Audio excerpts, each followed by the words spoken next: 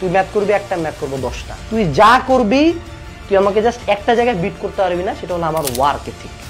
এই জায়গায় আমি সাইকো, মানসিক রুগী। আমি মরার আগে পর্যন্ত কাজ করবো।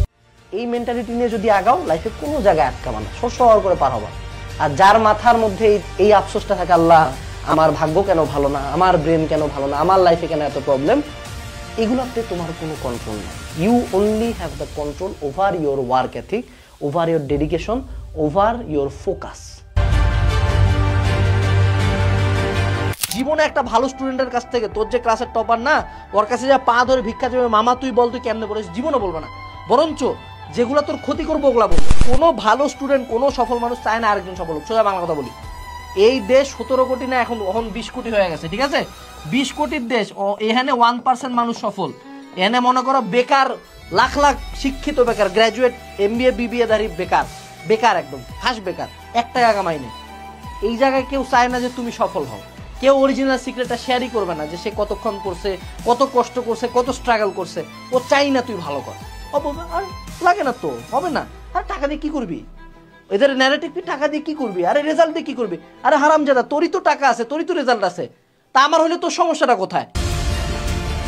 তোমাদের ব্রেনে একটা গার্বেজ কিছু হারামজাদা পীর ঢুকাই দিছে যে তোমাকে একটা চ্যাপ্টার খুব ভালো মতো পড়তে হবে। দেখো, এরা এতটাই নিকৃষ্ট মানে মানুষ যে নিউটনিয়ান মেকানিক্স বা নিউটনীয় বলবিদ্যার উপর 30 ঘন্টার ক্লাস দিছে। একটা জিনিস বুঝ বাবা, তুই যদি নিউটনীয় বলবিদ্যার উপর 30 ঘন্টা ক্লাস করিস, তুই কিন্তু জাস্ট একটা সৃজনশীলের প্রিপারেশন নিছিস, একটা সৃজনশীল আর 2টা MCQ। This is not a very good chapter. এত মানে এমন বাপ কোনো চ্যাপ্টার না যে 30 ঘন্টা লাগে। অর্গানিক কেমিস্ট্রি হলে মানতাম, এটা তো সেপারেট জিনিস।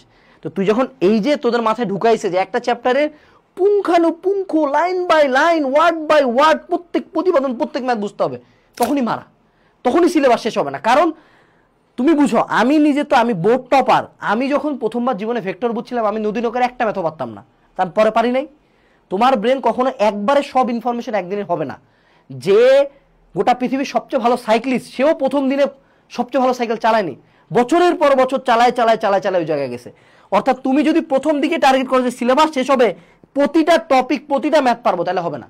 প্রথমে কেতাব স্যারের সাথে উদাহরণের ম্যাথ করছি, তারপর না অনুশীলনের ম্যাথগুলো করা সাহস হবে। তুমি যদি শুরুতেই টার্গেট করো উদাহরণ অনুশীলনী মিলায় 300 ম্যাথ আমি করবো, একটা ম্যাথও পারবা না। তোমার ব্রেন আগেই টায়ার্ড, ওরে বাবারে ভাই এত দূর, ঠিক আছে? তো এই জায়গায় 100%-এর দিকে যাওয়ার দরকার নেই। একটা চ্যাপ্টার যদি 60-70ও বুঝছো, 60-70% পারো, ডান, আসসালামু আলাইকুম, ধন্যবাদ, ডান, ওই চ্যাপ্টার ডান। প্রথমে আগে শেষ করো, তারপর আমরা সেকেন্ড টাইম থার্ড টাইম যখন বই শেষ করবো, তখন দেখবা টাক টাক করে জিনিসপাতি মিলতেছে।